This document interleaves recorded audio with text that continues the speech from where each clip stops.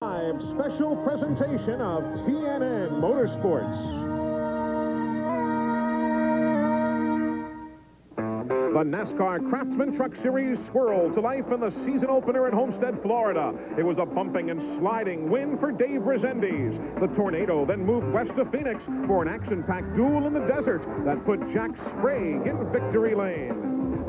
Blazing on to the northwest, Ron Hornaday survived the Portland traffic jam to claim his first win of the '96 season. 1 week later and one state away, the trucks brought their side-by-side show to Monroe, Washington. It was Mike Bliss entering the win column. Then with 2 wins in a row, Mike Skinner became the hottest driver on the tour. 6 races, 5 faces in victory lane. But who'll be doing that victory dance here today?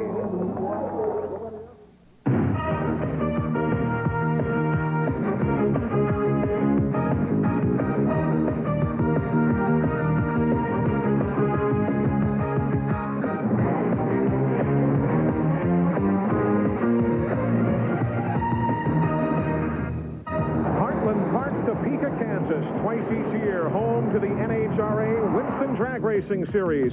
But that same centerpiece drag strip will today be part of the 1.8-mile road course that the Nascar Craftsman Truck Series will try to negotiate.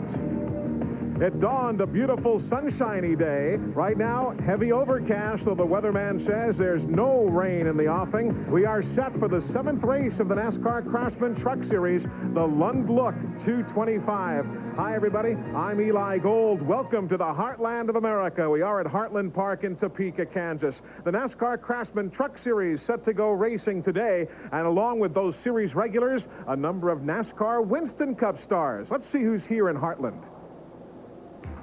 Ken Schrader of Fenton, Missouri is here. He was on the pole for yesterday's race and starts 6th here at Heartland Park today. Johnny Benson, the defending NASCAR Busch Series champion, starts 8th. He is an infrequent Truck Series runner, but has a team truck to that man's machine, Wally Dallenbach, who's on hand. He first raced here in an IMSA car in 1989. Darrell Waltrip and Jeff Hammond are on hand here this weekend, starting his 7th race ever for DW at Heartland Park, Topeka. Jeff Burton starts 28th this afternoon in a Jack Roush truck prepared by Freddie Fryer. And Kenny Wallace is on hand as well. His Ford truck, sponsored by Red Dog, starts in 25th. But with all of those NASCAR Winston Cup drivers who are on hand here this weekend, appropriately, it is a regular for the NASCAR Craftsman Truck Series who finds himself on the pole here today. And really no surprise that it's the man who is standing alongside Glenn Jarrett, because Glenn, Ron Hornaday Jr., is tough on these twisting circuits. Absolutely. In fact, he's as tough as he can be. Last year in the 2 road course races, he led all but 2 laps in competition. He's won the pole in all 3 of that they've ever had, including this one. Ron, what makes you so good on these road courses? The team. I don't know. This Napa Chevrolet's been running good, ever since we've got them aboard. But I don't know. We just treat it like short tracks, drive it in the corner hard, grab a gear, and go the other way. And that's what he loves to do best. I think that he's the man they're going to be chasing all day. On the outside of the front row, a great run for rookie Jay Sauter. He's ran a couple of races here in ASA. He'll start 2nd in the Felix Sabatis number 42 Chevy truck. And as you can see, it wasn't mysteriously painted black overnight, like the number 3 of Mike Skinner. Speaking of Mike Skinner, he starts 3rd in the 2nd row. He's the hot man on the circuit right now, 2 wins in a row. Can you make it 3? I don't know, Glenn. We're going to try, I'll tell you. This GM Goodrich Service Chevrolet has been running awfully good. We ran real good in practice here. We just missed it a little bit qualifying. I thought we had a little bit better lap than that going, but truck pushed a little bit down there last practice. It was pretty good on old tires, and we're going to hang around here in the top 5 somewhere, hopefully, and see what we can do with them at the end. Well, you can bet he'll be in the top 5 all day. And speaking of that last practice, on the outside of the 2nd row beside Skinner is Mike Bliss. He was one of the quickest trucks in practice yesterday late. Also starting right behind Skinner, the number 98 of Butch Miller. He was the quickest truck in practice yesterday afternoon. Man, I can't wait for this thing to start. It is going to be a dandy, and joining us on the telecast today is Winston Cup crew chief Larry McReynolds. Let's talk nuts and bolts here for a minute. We're all familiar with road race cars. Are there specifically built trucks today? And how about the drag strip we saw earlier? How tough is it utilizing that particular element of this layout? Well, Eli, this is a road course, but as I rode around it this morning, of the 10 corners, 7 of them is high-speed left-handers. So really, most of the truck teams just brought the trucks that they normally use at the short tracks. There is a strange transition as you come off turn 10 on the drag strip. As you remember, at Sears Point, the Winston Cup cars go on the drag strip, but the things that are unique and different about this one, at Sears Point, you go on to the runoff area. Here you go into where the drag cars do the burnout, and as the race goes on, it gets pretty hot. It can get real slick on that area. Should be interesting to follow. We'll, of course, keep you informed of all the stories over the course of the 77 laps today. Also here today, that man, Davy Jones, second at the Indy 500. Le Mans next week, Topeka today. Exclusive coverage of the Lund Look 225 on TNN is brought to you by the new Dodge. We're thinking ahead. By the more than 1,300 AutoZone stores across America. AutoZone, the best parts in auto parts. By Duraliner, beating the leader is tough. And by Weed Be Gone from Ortho. No weed, too tough. We are at Heartland Park, Topeka, Kansas. The field now rolling on the first of their 2 pace laps for the Lund Look 225. Let's take a look at this track layout so you'll have a better idea of where we are. We're down at turn number 10. That's where Larry and I are sitting right now. The bottom of the map, that is the drag strip heading towards turn 1. That's 2,400 feet long, Larry. That's a pretty good workout. That really is, and you know the thing, you'll get to the end of that straightaway at a high rate of speed, so brakes is going to be really important entering turn 1. And there you see the turns. That 6 through 10 area, bit of a herky-jerky motion there. Let's bring you up to speed on who's where. We've already heard from Ron Hornaday, our pole sitter, Jay Sauter. He has run here in the American Speed Association in the past. Other qualifiers, row number 2, you heard from Mike Skinner. There is Mike Bliss, who already has victory lane in his sights earlier this season. Butch Miller, he loves road racing. Kenny Schrader was on the pole for the All-Pro Series race here yesterday. Row number 4, Brian Reffner, the ASA champ of a year ago who's run here, and Johnny Benson Jr. making an infrequent start for the NASCAR Craftsman Truck Series. Road racer Wally Dallenbach and the Homestead winner Dave Rezendes of Massachusetts. Row number 6, Bill Sedgwick driving for Darrell Waltrip and Jack Sprague, who won at Phoenix, Arizona. Darrell Waltrip starts behind his own team truck. There's Jimmy Hensley. He'll have to go to the back, though, because he wasn't here yesterday. Tommy Archer qualified the truck. Jimmy was home at his daughter Amy's high school graduation. Row number 8, Doug George from the West Coast and Lance Norick out of Oklahoma City, Oklahoma. Row number 9, veteran Joe Ruttman driving for Jack Rouch. Rich Bickle driving for Richard Petty. This is his first ever road course experience. Row number 10, Davy Jones, second to Buddy Lazier at the Indy 500, and another first-time road racer, Bobby Gill, in the number 75 Chevy truck. The 11th row, Walker Evans. He likes racing on the desert and the road course, but he normally uses an automatic transmission. A little different here today. Rick Corelli from Denver, Colorado. Michael Dockin and Mike Chase sharing row number 12 as the field is on their final pace lap now, coming to the green flag. Winston Cup regular Kenny Wallace and Kenny Allen in the number 65 truck from Shelby, North Carolina. Bob Keselowski, he'll start his truck but might be relieved by Tommy Archer a bit later on, and Winston Cup Series regular Jeff Burton in the Exide Ford. Frank Kimmel, longtime ARCA campaigner, along with another ARCA star, Bob Brevac of Ashland, Wisconsin. John Nemechek and T.J. Clark. That is row number 16. And all alone on the 17th row, starting 33rd, Lonnie Cox from Elbert, Colorado, in on a provisional starting spot. Well, a bit of an overcast day, as we say, but the weatherman promises no rain. If you're curious about the name of this field, the Lund Look 225, and some of the trucks that'll be carrying our onboard cameras, Mike Bliss will have a series of cameras for you as they head towards the Featherlight Bridge and eventually swing now through turn number 10 back towards the drag strip area. Johnny Benson Jr. also carrying some onboard trucks, onboard cameras, I should say. They don't want to give him that kind of a disadvantage, having to carry an onboard truck. As they now swing through turn 10, out onto the drag strip. Start-finish line is at the end of the drag strip near the runoff area. Brian Reffner also carrying some cameras for us here today from his 7th starting spot.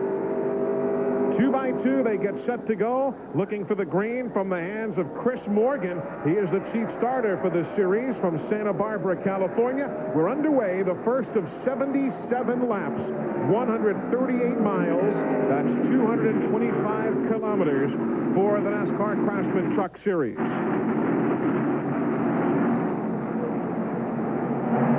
Hornaday's got the quick jump. Boy, that's a gaggle of trucks. It really is. You know, it looks like Ron Hornaday has picked up right where he left off last year here when he was at the front of the pack. And, you know, I talked to Doug Richard before the race, and I said, how are you? He says, you know, you just get Ron into a rhythm. He said he's so aggressive. He's hard on brakes. He's hard on engines. He's hard on transmissions. You just got to get him into that rhythm, and he'll just do his own thing. 5th race that he has led. Butch Miller in the 98 trying to make the move around Johnny Benson, you saw, as they end near the bridge. That's one of the crossover bridges here at Heartland Park. Now to one of the slowest portions, but probably, as Larry told you earlier, one of the more difficult spots on the track. That turn off of the conventional asphalt onto that burnout area of the drag strip, and you're really going through that Jericho transmission in a hurry there. Well, that's the thing that kind of magnifies any handling characteristics. As you're going through the gears, obviously the rear wheel speed is changing, and it just kind of magnifies any kind of looseness or any handling characteristics that you have. Field now working through the infield course. Look like they're pretty happy just to stay in line right now. That's 10th place, the battle, riding with Brian Reffner in the 1-800 collect machine. That's Jack Sprague just ahead of him, and boy, you get over those ripple strips and it can really kick out the back of the truck. And you know, a lot of times the drivers, they use those ripple strips to help the truck turn. You know, maybe the truck's not turning in the middle of the corner. They'll put those inside wheels up on there, and it'll help it to turn. Lonnie Cox with problems. Lonnie Cox, the Colorado driver, who started shotgun on the field, obviously with some problems on his truck. Doesn't look as though he's putting anything down. Tough to tell. Obviously a lot of smoke and all from behind his Chevy truck. Good scramble up at the front, meanwhile. Skinner in second. The black truck took a look to the inside and outside of Hornaday. But Hornaday holds off the challenge. We do remain under green. There is no caution out for the problems of Cox. Lonnie Cox had that truck you saw kind of beaten up earlier.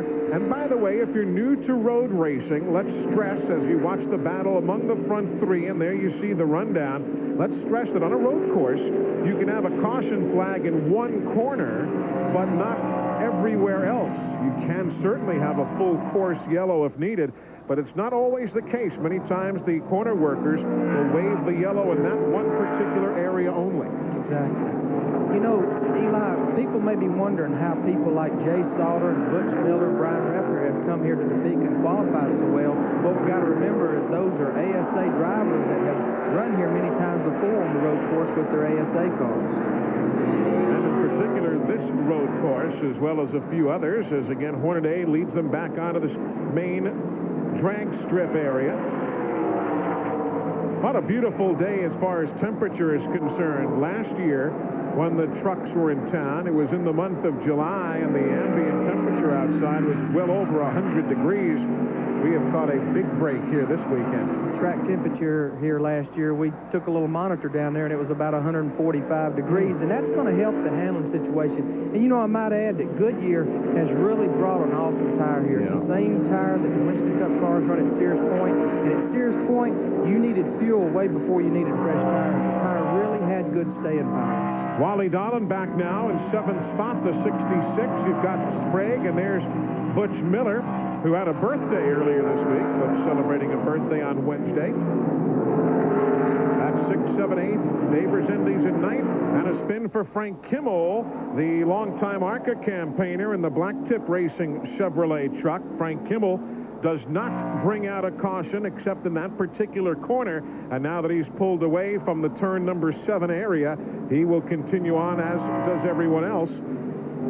Working lap number 4 now of 77 here at Heartland Park, Topeka, Kansas.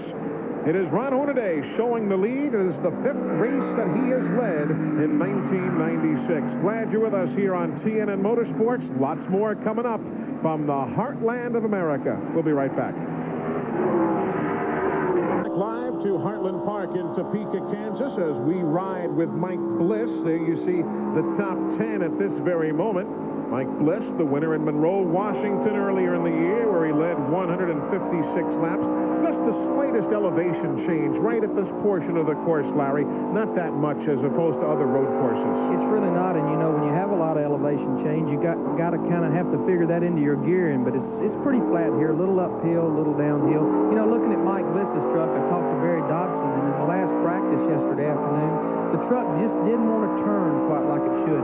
They found something this morning. Barry wouldn't tell me what it was. He said, check with me after the race and let's see how we're running, I'll tell you. All right, we'll find out. That's the battle for the lead. Unchanged from the start. Ron Hornaday has started from the Busch pole and has led all the way through. A good bit of duct work, as you would expect, on the brakes on all of these trucks. You can run little blowers in the duct work here. You know, some of the corners are so slow here, that's where the blowers come into play, is where the speeds are slow and there's not a lot of air pumping through the front end. Those blowers, which is really like a blower on a boat that lets the fumes out of the engine compartment when you go to crank the boat engine. It'll blow forced air into the brakes and keep them cool all the time, and especially under caution. There's the 6th place truck. That's Johnny Benson Jr. with a fine run. Just ahead, the 52, that's Ken Schrader's truck. One thing they have here, and again, not to belabor the point about the drag strip, but it's not every road course in America either that gives you a straightaway of 2,400 feet. That'll help cool those brakes down, too. It really will, and you know what it also makes you have, you really got to have a good engine here. You really got to have something to pull you down that drag strip. Let's watch the fancy footwork for Johnny Benson. Okay, Eli, did you see him right there where he gave a little gas? That's when he was making a shift. If you notice, his foot is never touching the clutch pedal. That's the advantage of the Jericho transmission. Straight cut gears, no synchro rings to tear up, so you just get it in the right RPM range, and boom, you can put it in gear. Mike Skinner there to the right of the screen, trying to out-drag Hornaday on the drag strip into turn number 1. Under braking. Looks like either one of these guys is ready to relinquish the lead right here. At the scoring stand, it'll be Skinner taking the lead, so he will get credit for leading the lap right here. So 1 through 7 will go to Hornaday. Skinner now takes over the lead officially at lap number 8. And only the 3rd lap in 2 years of this series on a road course that Hornaday has not led. Last year, Joe Ruttman led 2 laps here, and even that was because they were working on Hornaday's truck. Yes, it was. Last year, right before the halfway point, Hornaday's truck started sputtering like it was running out of fuel, and you got to tip their hat even a year later to his crew. They took that fuel cell apart during the break, fixed the fuel pickup problem, and, of course, Hornaday went on to win the race.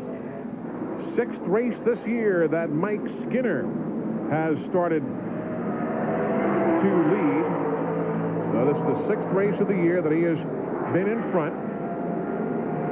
Of course, he won the last 2 races, Skinner has, and that stopped that streak of different winners in 5 consecutive events. Lap number 9 up on the board for the leaders now. And you know, when you talk about consistency, I don't care if it's NASCAR, Winston Cup, Busch Series, what have you. It's consistency that wins championships, and Skinner in the 3 truck has finished in the top 5 every race except the first race of the year at Homestead. And you know, Eli, there's something that just goes with consistency, and that's a black vehicle with a 3 on the side. They know how to do it in the Winston Cup, and obviously they're showing it in the Truck Series here as well. There's Butch Miller running in 9th position now after starting in 5th. Glenn Joward, any concern in the Ray Bestis pit? Well, Eli, I checked with Gary Showalter, the crew chief, and there was a little concern by me right before the race. Butch told me he felt like he had a truck that could win the race, and immediately he started dropping back from his 5th starting position. But Gary told me that Butch was just riding right now. He said there's no point in getting in any hurry. We got to get through the first half of this thing. So just kind of making laps right now, taking his time. They still feel confident they can get to the front when they need to. And interestingly, Butch told us, we mentioned it on the broadcast yesterday when Barry Dodson was up here, Butch Miller said, I probably shouldn't admit it because I've made my living on oval tracks, but I love road racing. He said maybe Trans Am, or if NASCAR had a road course only series, he goes, that's where you find me. And I guess something different, just a change of pace. And that's what a lot of these fellas look forward to. Mike Skinner shows the way. Hornaday second. Sauter is third. Mike Bliss and Kenny Schrader. There's the top 10 as we're early here at Topeka. Back with you at Heartland Park, Topeka, Kansas. The Lund Look 225 kilometers for the NASCAR Craftsman Truck Series. The 7th race of 24 on the schedule. And now those 2 trucks, Skinner and Hornaday, begin to pull away by a fairly significant margin from 3rd place. Jay Sauter will get an interval for you as they come by us here in this drag strip tower. Front 2 go by. Here comes Jay Sauter now, 3 6/10 seconds back. So these 2 fellas have hooked up, and they're trying to get gone just a bit. And I believe Skinner's truck is just a little bit better than Hornaday's. I was watching him just a minute ago. It looks like his truck just quite didn't get the bite off the corner like Skinner's truck. Now, remember that there are competition yellow flag periods in the NASCAR Craftsman Truck Series. The first such period will be somewhere between lap 15 and 25. The other competition yellow will be between laps 55 and 65. But as opposed to previous races, the competition yellows today will be for 1 can of fuel only. The tire changes and other sort of adjustments will come only at the halftime break. This is a 6th place battle now. Johnny Benson giving us the ride. Sprague right behind him. And a talented young man, Jack Sprague. You know, I believe we was talking this morning. He has completed all but 1 lap of every race that's been run this year on the Truck Series. Isn't that something? 1,205 of the 1,206 laps coming into today's event. He's missed only 1. That's a pretty good record for the first 6 races. That's why he's 3rd in points, too. Again, we get back to that consistency. Yeah.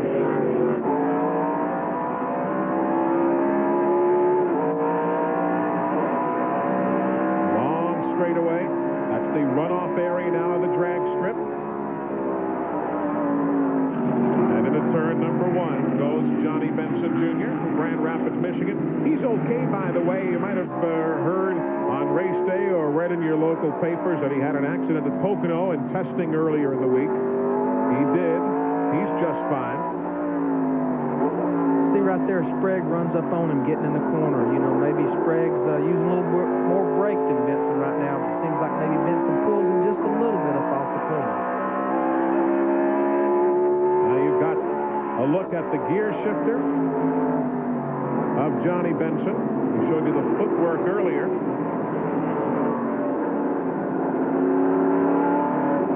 Anywhere from 10 to 12 shifts during the course of a single lap. You can short shift a couple of places here, and it's basically the driver's prerogative, but anywhere from 10 to 12 gear shifts. And that's the one thing, as we talked in the opening, that's a little bit different on these trucks than, say, when they run the ovals.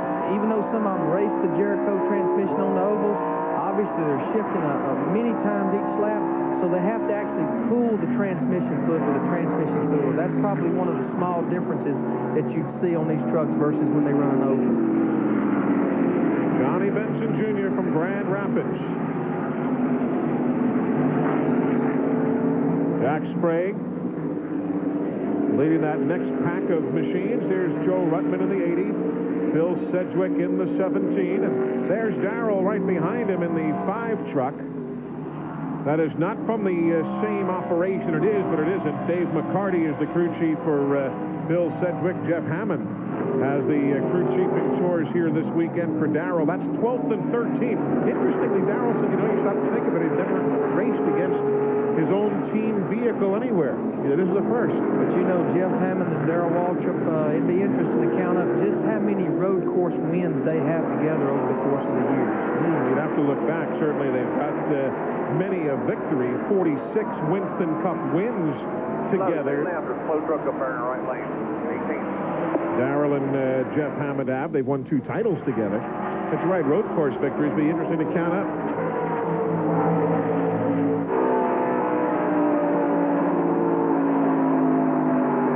Scramble going around as Benson yields to Dave Rezendes and Joe Ruttman.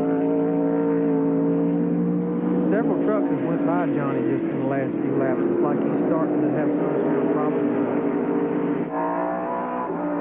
We ride with him again. He closes in on Joe Ruttman's truck.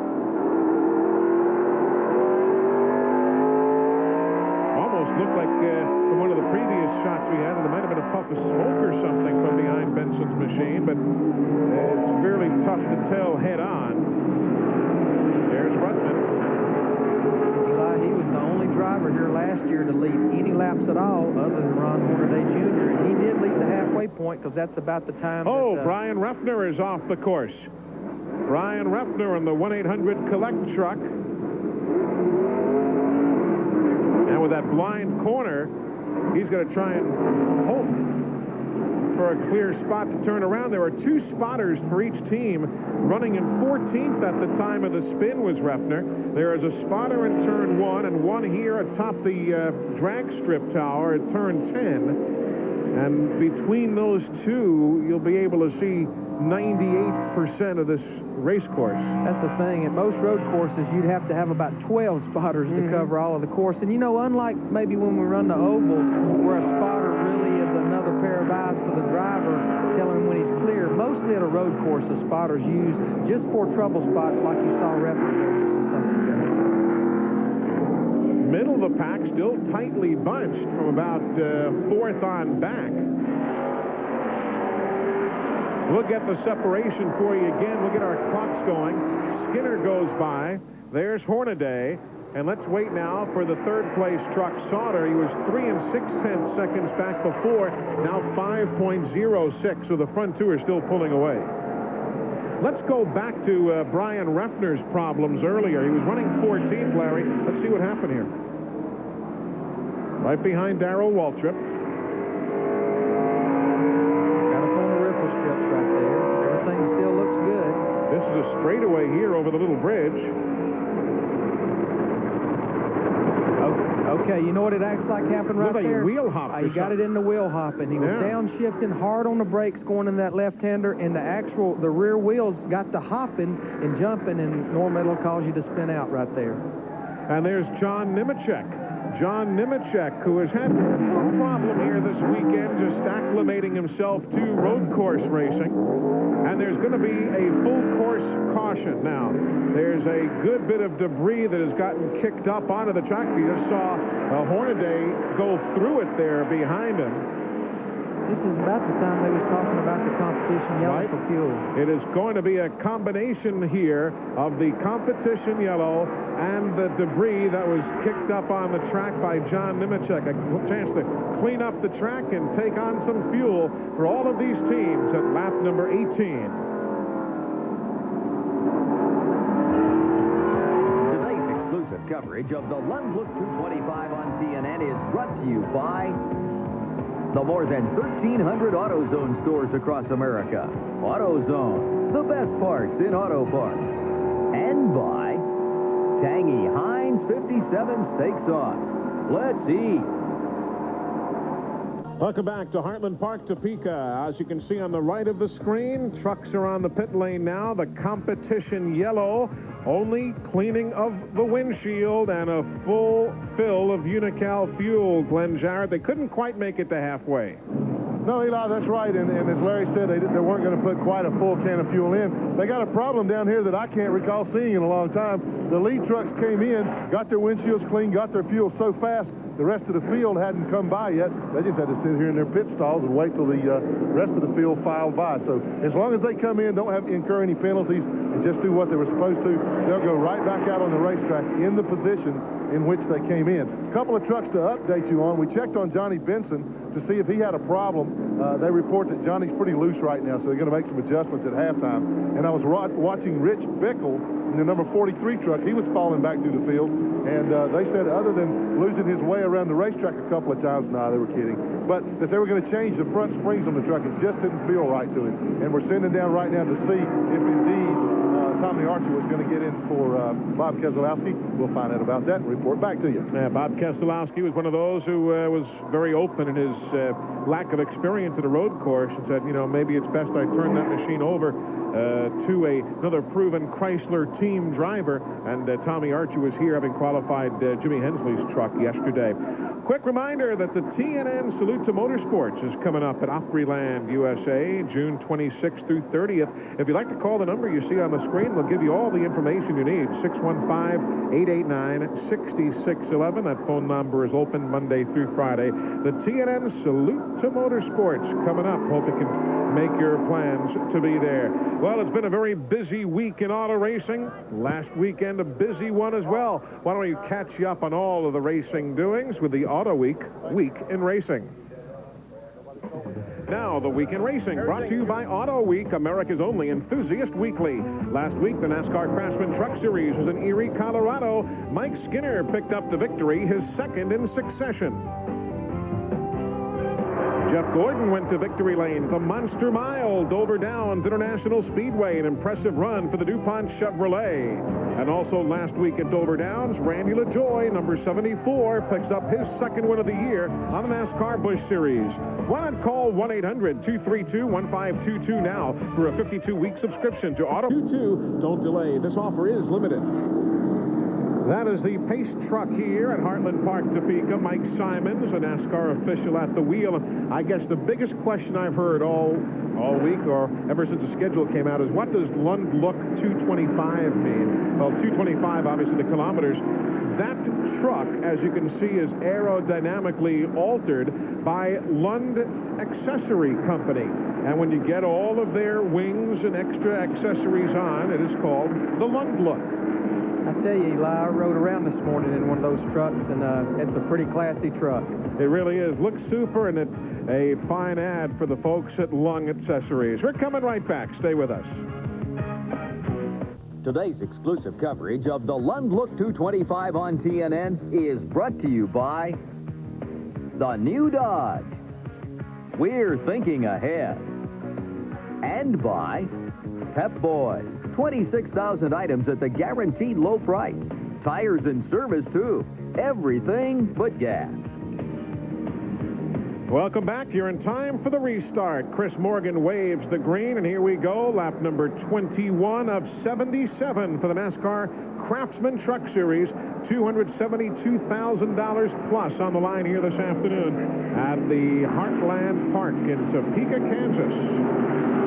It is Skinner showing the way. Mike took the lead on the 8th lap after the number 16 truck, Ron Hornaday, led the first 7. Jay Sauter in the 42, Mike Bliss in the 4. Then Ken Schrader in the 52, Jack Sprague in that green and white truck, number 24. Very comfortable day, heavy overcast. Riding with Mike Bliss now.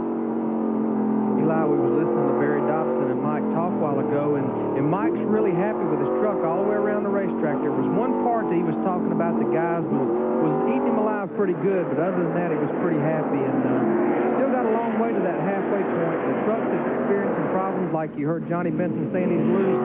That's only going to get looser as this run goes on, so they still got a long way to race before they can make some adjustments at the halfway. This spot again, the drag strip, is where Hornaday really disposed of everybody last year. Butch Miller was saying his truck hung with Hornaday everywhere in the turns, but he just got beaten badly on this 2,400-foot straightaway. So much depends on how you get off this turn 10 on the drag strips. Yeah, you've got to have a good engine to pull you up that drag strip. If you're not getting off that corner good, it's going to make your engine look not as good as it should up the straightaway. Johnny Benson is in 11th spot now, looking behind him to Darrell Waltrip's truck. He's in 12th, ahead of Bill Sedgwick now in 13th. And if you're not familiar, again, Sedgwick drives the truck every week for Darrell Waltrip. Darrell makes the occasional start on the NASCAR Craftsman Truck Series. There's Johnny. He'll be in Pocono along with all of us on TNN Motorsports next weekend. The UAW GM Teamwork 500 at Pocono International Raceway. Hope you can join us there in person. If not, tune in right here on TNN Motorsports. In front of the main grandstand area, we mentioned Darrell Waltrip. He is still right there in the tire tracks of Benson. Darrell's first truck race of this year. He ran 4 last year. And by the way, his best finish was here, 6th a year ago. I think Darrell has won several races here in ASA cars, and he's run a bunch of different events here. Ran ARCA races here. Won the 1992 ARCA race, Darrell Waltrip did, here at Heartland Park. There's old Wally Dallenbach in the 66. Haven't talked much about Wally, now up to the 6th spot. And if you're curious, he did get special dispensation from Ford to drive a Chevy truck here this weekend. He obviously on the NASCAR Winston Cup Series drives the Hayes Modems Ford for Bud Moore. And he checked with Ford before he climbed aboard a Chevy truck. Actually tried to find a Ford truck for the weekend, and none were available.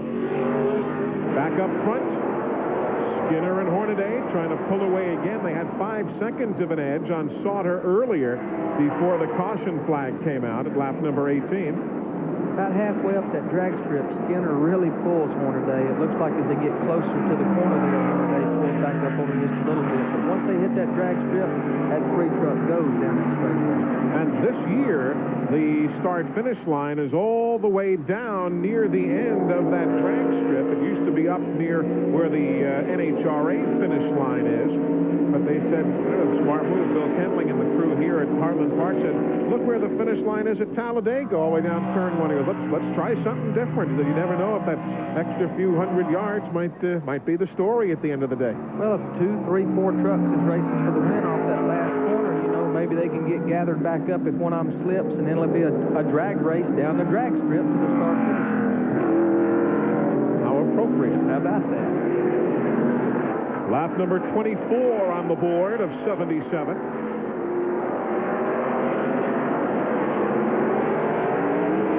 Here they are again on that drag strip, and you see what Larry was talking about? Look at Skinner accelerate away. And you know, it could be a little bit more than just engine. It could be the gearing combination. You know, maybe his gear box is geared a little bit closer, and he don't quite have the loss of RPMs in between shifts. Glenn Jarrett was telling us earlier, 2 teams are in the garage right now. Lonnie Cox, after the accident earlier, you saw all the damage to his truck. Bob Keselowski is in now with transmission problems and a broken shifter. Yes, Glenn, what did you call it earlier? The death grip on the shifter? I dare say that's appropriate. I think that's what he said. You know, there's a lot of things that can fall off of a truck at a race and you can live with, but the shifter at a road course is not one of them. Hey, there's Jeff Burton in the 99. That's 15th place right now. Rich Bickle ahead of Jeff Burton. Burton started 28th, and he's now running 16th. There's Bickle in the 15th. 16th for Jeff Burton. A little flame shooting out there. You know, this is Jeff's first race this year on the Truck Series, and I found out some interesting things about this truck. I guess Exide Batteries is going to support this truck in several events. Jeff's going to drive a few events, Ted Musgrave, and surprisingly, Mark Martin's even going to run some truck events this year. I'd like to see Mark out, as well as he drives a road course. I'd like to see, I don't know if anybody else from the competitors would like to. That's Mike Chase, longtime Winston West Series champion.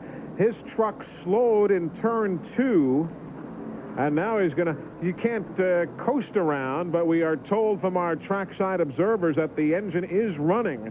So he'll be able to limp that truck around towards the garage area. Tough break, though, for Mike Chase. Yeah, Mike has really worked hard this year, and it just seems like he just cannot get the break that he needs to have a good run. They're the leaders. Skinner going by that Chase truck, and they're going to throw the caution. It'll be a full course caution because Chase won't make it to the garage. We'll tell you more in a moment. Welcome back as we get set to go green here shortly in the Lund Look 225. Brian Refner started 7th, had that spin earlier. Glenn Jarrett, he's now running, but he's way back in 25th. Well, I made my way down to his pits, Eli, to find out if there was a problem, if he maybe damaged the truck when he had that little excursion off the course there. And you can see Ernie Irvin there. Truck owner is here, fresh from his test at Michigan. I asked Ernie, I said, Ernie, did Brian damage anything when he got off the course there? He just looked at me and laughed and said, nah, nothing but his pride. So he's kind of licking his wounds right now, taking it easy till the halftime. They want to make some changes on the truck. You can see the crew discussing some things right now. Ernie and crew chief Jay Smith. And Larry, I understand you guys had a pretty good test at Michigan, and you wore Ernie out for a couple days there. We've been up there for 2 days, all day Friday, all day Saturday. Had a great test. I had 3 cars up there. Worked Ernie pretty hard. There was one point yesterday where he never took his helmet off for about 5 hours because we was bouncing him back and forth between each car. Green flag is on the field here at Heartland Park in Topeka, chasing Mike Skinner.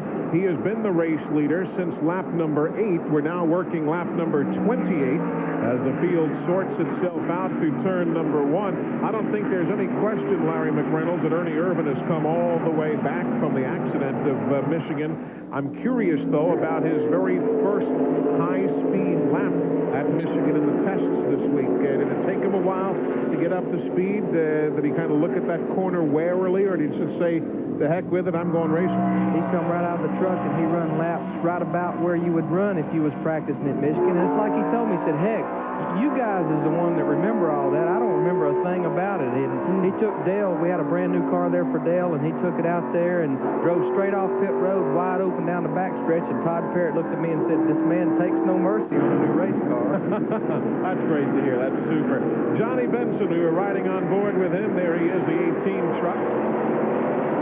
Got Darrell Waltrip right behind him. That is 12th and 13th spot now. 14th is Jeff Burton. 15th is Bill Sedgwick. You know, Eli, Johnny was complaining about his truck being loose, and it seems like the handling's coming around a little bit on it now. And you know what'll happen a lot of times at a race like this is they'll let the air pressures down, and the truck will be a little bit loose the first few laps, and then the air pressure builds up, the heat gets in the tires, and finally the handling of the truck will finally come around.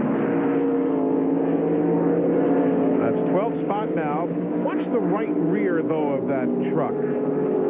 There's been a good bit of smoke. I remember I said I thought I saw some smoke earlier. Maybe it's just the way the body is shifting or what have you. The right rear seems to be letting off a little smoke as it goes in the corner. You know, one thing that we really have to work hard on the road courses is the rear end grease slinging around in the rear axle tube. You have to have baffles and things in there just to keep it from slinging out, and that could be what's going on. Now beneath the bridge and heading towards turn 10, and we'll get Glenn Jarrett's eagle eyes going also from pit road. And see, Glenn, take a look at Johnny Benson as he comes by and see if you're seeing the smoke that we seem to be seeing from up here at the head end of the drag strip. Well, Eli, as he goes down into turn 1, you can see it right there. Just as he starts getting to the numbered spaces, the 5, 4, 3, 2, 1, where they start downshifting and braking, that's when I see the smoke. So I'm going to make my way down to his pit and see if we can find out what that is. But you're right, there is definitely smoke coming, and it does appear to be coming from the right rear. A lot of play on those trucks, though, too. You can see the way the body really takes a set. When I rode around this morning, you know, even though it's a smooth surface, there's a lot of bumps and humps out there, so these teams really had to work hard on their shots. Unscheduled stop for the Kenny Wallace team back in 27th spot. He is a lap down at this stage. And now being held because there are tire rules in this series that will not allow you to just arbitrarily make tire changes. So Kenny in for a stop on that Red Dog truck, and he'll be held for the appropriate penalty. As the field comes by, they'll put him yet another lap down. You know, for a minute while ago, I thought Hornaday was making a run at Skinner, but it looks like Skinner's actually starting to open up a little bit more of a lead here. Last lap, 92.732 miles an hour. Skinner and Hornaday, they've paced the field all afternoon long. Live at Heartland Park, Topeka, Kansas. That's the lead right now. Mike Skinner in that black number 3 truck. Ron Hornaday in the blue and yellow. Then the good battle for third. Jay Sauter ahead of Mike Bliss. They've been right there in each other's tire tracks now for the last handful of laps as we ride with Mike Bliss. It's almost like Bliss's truck has been tied to Sauter's truck for about the last 15 laps. There's no gain, no loss there. By the way, Mike Bliss, everybody in the garage area wanted to make sure we said hello to Chuck Romeo, who is not here this weekend. Chuck is the technical director for the NASCAR Craftsman Truck Series, undergoing some medical procedures. And Chuck, we know you're tuned in this afternoon. Wish you were here, but we look forward to seeing you back on the circuit very quickly. Also, the contingency administrator, Nancy Kent, not with the series here this weekend at Heartland Park. And everybody also says hello to Nancy and look forward to a quick return to the circuit. Eli, Chuck Romeo, he's one of those unsung heroes. He has worked so hard in the last year and a half, along with Wayne Alton and Dennis Huth and all the people with the NASCAR Truck Series, to get this series off the ground and in competition at a good level, and they have done one awesome job. So we do wish Chuck a speedy recovery. Wayne Alton being the series director. Dennis Huth, the other name that was mentioned by Larry, NASCAR's Vice President of Administration, who is on hand here this weekend. Bliss is trying with that heavy braking to get inside of Sauter. I really believe Bliss is just a little bit better than Sauter, but it's so hard to pass here at Topeka. You really got to get it set up, and sometimes it can take you 5, 6 laps to get by a truck that even you're faster than. Turn 7 and 8 right there, that combination.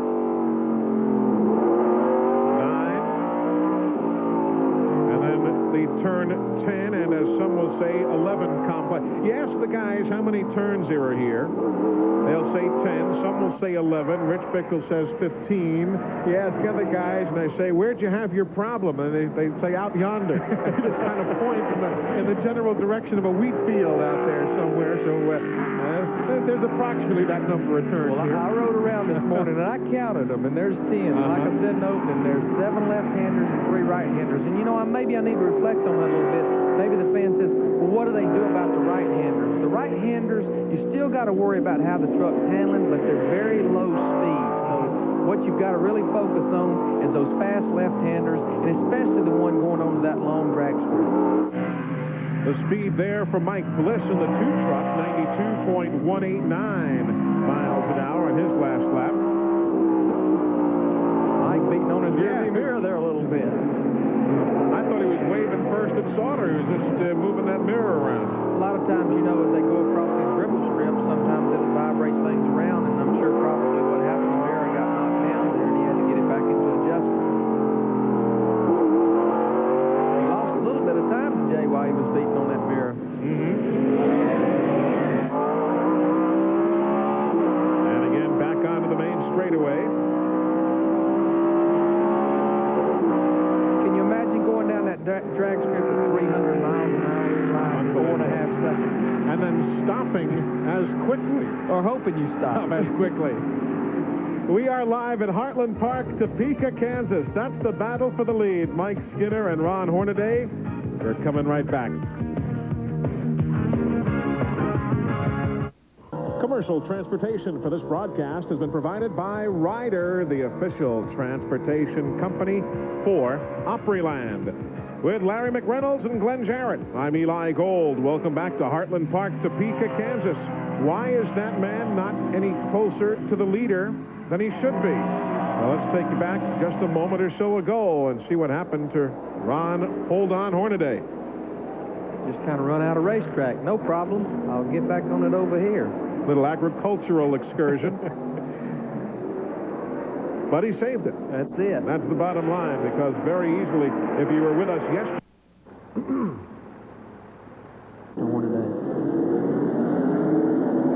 Going for his 3rd consecutive victory if he can pull it off. But again, we're not even halfway today.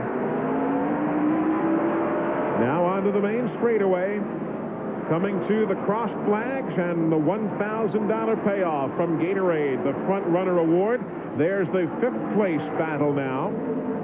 Jack Sprague in the 24 catching Sauter, and he started in 12th spot, so he's worked himself up nicely. You see there, Bliss finally did get by Sauter.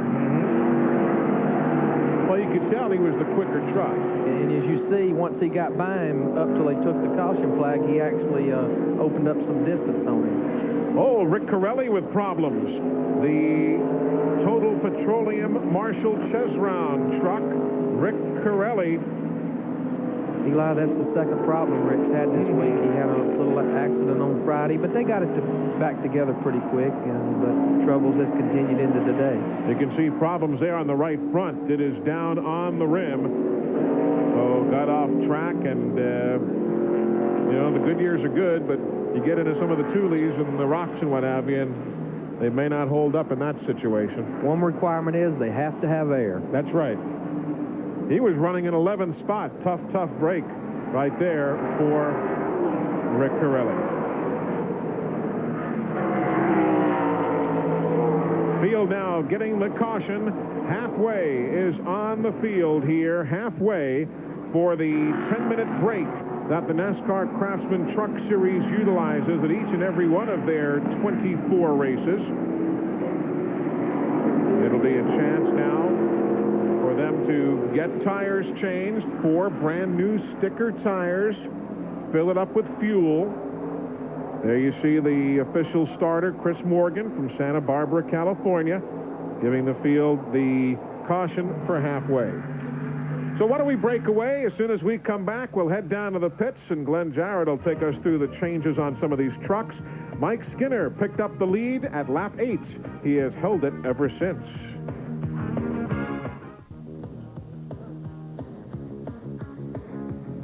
Mark, you see the truck of Ron Hornaday being worked on there. I talked to Doug Richards and the guys just a little before he came in to see what they were going to do. The truck's a little loose, so they're going to make some chassis changes on the truck, try to tighten it up a little bit. I see them working on the rear of the thing, changing the bite, the wedge on the truck, and also adjusting the track bar.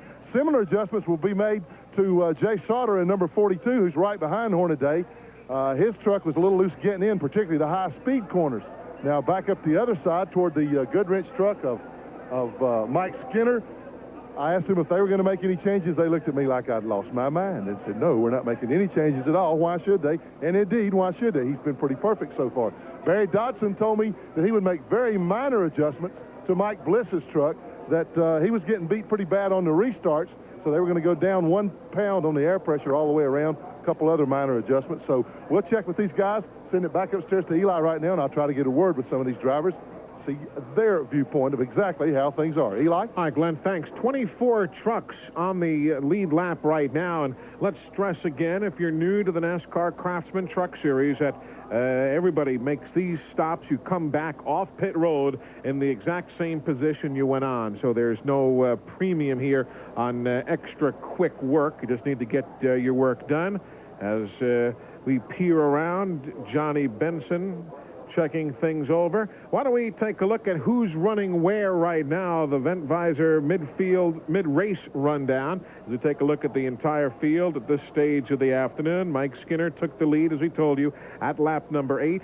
Ron Hornaday and Mike Bliss, they have been tough all afternoon. Sauter, Sprague, and haven't talked much about Kenny Schrader, but he's very much a consistent runner here today. Wally Dallenbach, I should say, Butch Miller and Joe Ruttman, all of these trucks on the lead lap. Dave Rezendes, he had a good bit of smoke coming off the right side, the right front of his truck earlier. You know, a lot of times, Eli, these guys will actually slide the wheels getting in the corners just from the brakes locking up. That may have been what we saw a while ago. And now we're taking a look at other teams still on the lead lap. There's Davy Jones, 23rd. Now these machines are laps down or off the course altogether. Rick Corelli, Nemechek, Kimmel is 5 laps down. Michael Dawkin in the 30th spot has been on the pit lane. Keselowski and Lonnie Cox, who you saw wrinkle up his truck earlier in the afternoon. Let's check back to Glenn Jarrett in the pit area. Well, we've made our way to the truck, to the pit of Mike Skinner, the Goodwrench Chevrolet, and the window net's still up, folks. I can't get it down so we can get a good look at him because it's taped up there. But, Mike, so far, this thing looks pretty flawless. It's awesome. Yeah, I'll tell you, GM Goodwrench truck is pretty good today. I tell you, it's it's a deal where if you get off the road here, you're going to be 15th. And we're just trying to keep the thing in a straight line. They get up here and get pushing us real hard, we're just going to have to let them go. But we're going to take what we can out of this thing, get a good points race out of it. Hopefully we can get a little TV time for GM Goodrich Service and snap on all the rest of the sponsors on the truck. And hope we can win this thing, Glenn. We're going to try. Mike, are you pushing the truck for all it's worth now, or are you just riding? No, we're just riding right now. But, you know, the difference between pushing it as hard as it'll go and riding, sometimes when you push it as hard as it'll go, it'll slow down. So, you know, I think I'm just riding. I don't know. Well, I'll tell you after the race. Okay, that old racing adage, sometimes you have to slow down to go fast. We're going to make our way back now to the number 2 truck of Mike Bliss. He is in conference right now with Barry Dodson. We'll go around the other side so we can get a look at him and see what these guys have got in store. As he is, you can see him talking to the crew chief right there.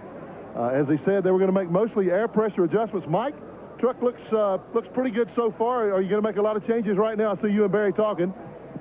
We're not going to make a lot of changes with the ASE Ford. It's good, real good on long runs. They get away from us on the start, but you know, I'm not a big road racer, but I'm having a hell of a lot of fun out here. Barry gave me a good truck on long runs, and we just changed a little bit on tire pressure, and I'm sure that will take us the ASE Ford right to the front. Well, you hear the words from Mike Bliss now. We'll go get an update from Hornaday and Jay Sauter. That'll take care of the top 4. Back up top to you, Eli. Glenn, thanks a lot. We'll get right back down there and hear from Glenn again in just a moment. 77 laps make up the total distance. We are at lap 40 as they work on Brian Reffner's truck here in Topeka, Kansas. Motorsports with the Nascar Craftsman Truck Series. Let's check out what's happening here at the midway portion of the Lund Look 225. The mid-race report brought to you by the MB&A NASCAR MasterCard, the official card of NASCAR. Ron Hornaday for 7 laps. Mike Skinner ever since then. That's been the lead story. This is the 3rd caution of the day, and you see the quick lap of the afternoon here midway through the Lund Look 225. Show the world you're a NASCAR fan when you carry the MB&A NASCAR MasterCard. Call 1-800-34-NASCAR to request the only card with your favorite driver right on the card. Again, call 1-800-34-NASCAR. Let's go down to Glenn Jarrett.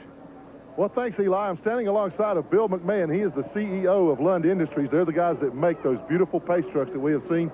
Bill, you guys have got a great thing going here. Welcome to NASCAR racing. Well, thank you. We really appreciate that.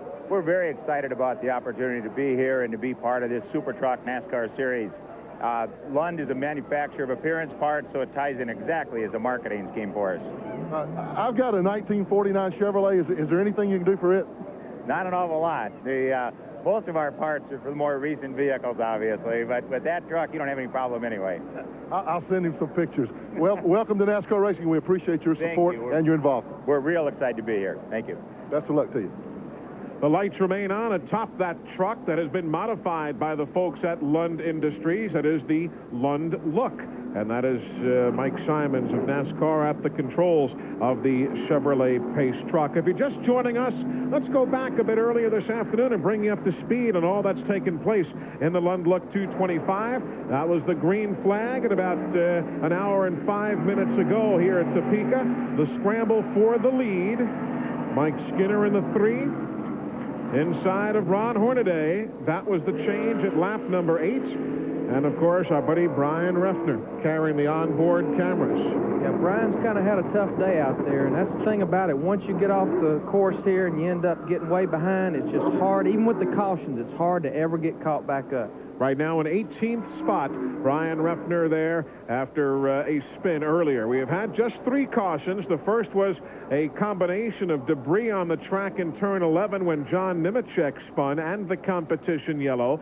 Then Mike Chase stopped on the course at lap number 27, and now the halftime break at lap 40. In the garage area, Bob Keselowski in his Chrysler truck, the Dodge Ram Tough Entry with a broken shifter, Lonnie Cox with accident, Rick Corelli with problems, Michael Dawkin with transmission failure, and a rear-end problem for T.J. Clark. About a lap away from going back to green, so we return in just a moment to Heartland Park, Topeka, Kansas. On TNN is brought to you by Chevrolet. One car company has won more races in the history of NASCAR. Genuine Chevrolet. Welcome back, and here we go. The second half of the Lund Look 225. Returning from the garage moments ago, Lonnie Cox. If you're following his exploits, he's 37 laps down, and we are set to go. Green here to begin half number 2 of the Lund Look 225. Mike Skinner brings him at 45, then 50, then 65 miles an hour to the green, and back off they go to turn 1. Hornaday tried to take that Napa truck to the inside. Skinner saw him coming. He saw him coming and shut the door. And, you know, it'll be interesting to see if the chassis adjustments that Doug Richard and them made on Hornaday's truck will work. You know, he talked about he was loose off the corner, and I think they dropped the track bar and put some wedge in it, and that will actually help the forward bite up off the corner. We just have to see if it's enough to catch Skinner. Meanwhile, Mike Bliss in the 2 truck. Remember, we talked with him moments ago, and they have plans to go right to the front. As he told you, Glenn, he said, I'm going right to the front here on the restart. Well, that's what he wanted to do. And Larry, talking about Hornaday, they also put 2 half rubbers in the front springs, and which indicates the truck's also loose getting in. And I'm just wondering, could it possibly be they practiced and qualified in a lot warmer, a lot more sunshiny weather, a lot hotter? Track temperatures were warmer, and I'm just wondering if this cloud cover, they're getting more bite getting in than what they thought they would. And actually, you know, the weather can change the handling characteristics, as you well know. And what they've done, they've stuck rubber wraps, like spring rubbers, in the front springs, and that's actually increased the rate of those front springs. And as you said, that can help tighten it up getting in the corner. Back up front, Skinner and Hornaday. Bliss is 3rd, Sauter 4th, Sprague is 5th, Ken Schrader is 6th, Wally Dallenbach is 7th, Butch Miller goes 8th, Joe Rutman is 9th, Dave Resendiz is 10th, restarting 11th, Johnny Benson, Jeff Burton 12th, 13th is Darrell Waltrip. Okay, Ron, give it. You heard Ron Hornaday say it's plowing bad.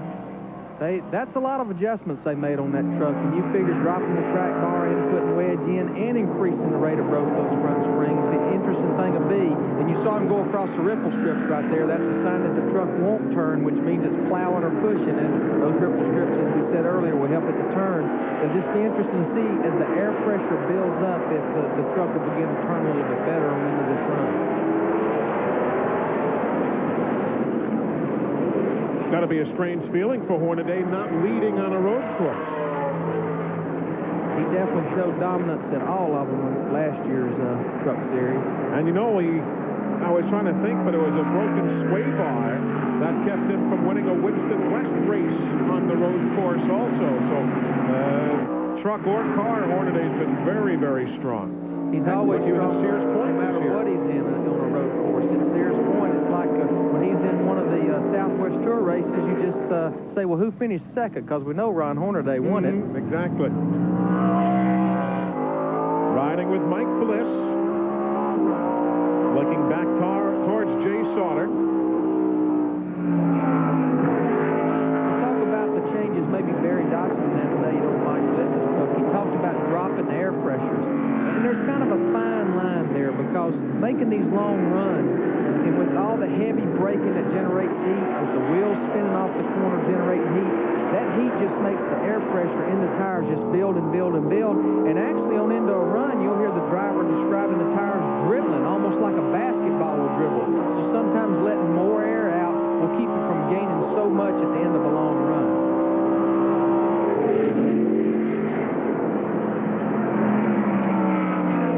Keselowski back on the racetrack, 30 laps down after the broken shifter, and it looks as though Lance Norrick has problems near the runoff area of the drag strip.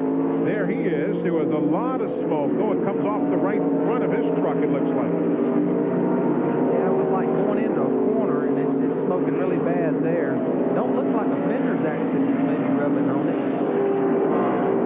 Lance Norrick, son of the mayor of Oklahoma City, running in 16th spot right now.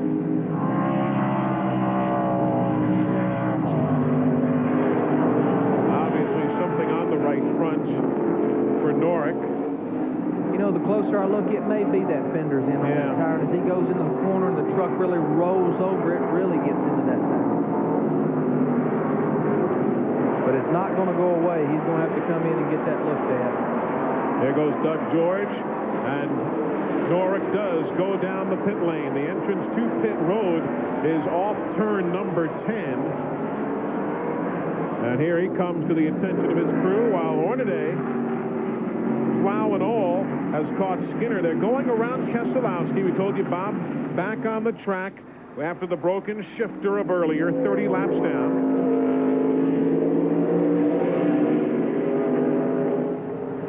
You know, you heard confidence in Doug Richards' voice a while ago when we was monitoring him. You know, everything will be okay, Ron. The changes they made, again, I did state it was an awful lot of changes, but what it could do is maybe make the truck not turn in the early going of this run, and as they run and the air pressure builds up, as I keep talking about, looks like the truck might be coming to it.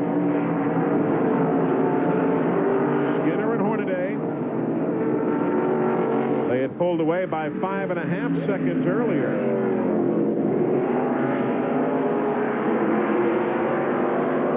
In turn 10, that's definitely the slowest part of this racetrack before they enter that long drag strip. Pressure on him. He is complaining about the same push. You heard Doug Richard talk about Skinner's complaining about the push too, and obviously they made no adjustments on their truck, so maybe the track conditions is changing just a little bit, and hopefully I'm sure what Ron Hornaday Jr. and Doug Richards hoping is they didn't over-adjust, but looks like right now they're definitely as good as Skinner right now. They're watching Mike Skinner going for what could be his 3rd win of the year in succession. You know, we talked to Mike the other day, and everybody was wondering, after getting out of the box so slowly this year, Mike, they were saying, what's wrong? I think Skinner's got the answer now. Well, what's wrong with me is Rich Bickle and Mike Bliss and Ron Hornaday and Jack Sprague and Joe. I can go on and on and on. These guys are running good. It's tougher this year. We haven't been struggling. We've been running in the top 5. We've been running just as fast at these places as we did last year. But just as fast as last year isn't good enough anymore. These guys have really stepped the competition level up. Says a lot for NASCAR and Craftsman and everybody that's involved in this deal. I'm just glad GM Goodwrench Service has stuck with us, and hopefully we can pull this thing off again. I don't think in anybody's wildest dreams they would have thought that this series would have gotten so good so quickly. I know Brian France had his hopes, and Dennis Futh had his hopes, and Bill France did. Everybody said this has a lot of potential. I wonder if, honestly, everybody thought it would be this good this quickly. I've got to be an honest man. Steve Bill and myself, we went up on that hillside at Sears Point back in 1994 when they unveiled the first Super Truck, and I've told this story before, and it's like, yeah, right. You look at it today, it just keeps growing, and that's what Skinner's talking about. It's not that they're a worse race team now than they was, and obviously they've just won the last 2 races. It's just the competition level is growing. Jimmy Hensley has just taken his truck to the pit area, and Glenn, it looked as though as he was going into the deceleration areas of the track, his truck began smoking.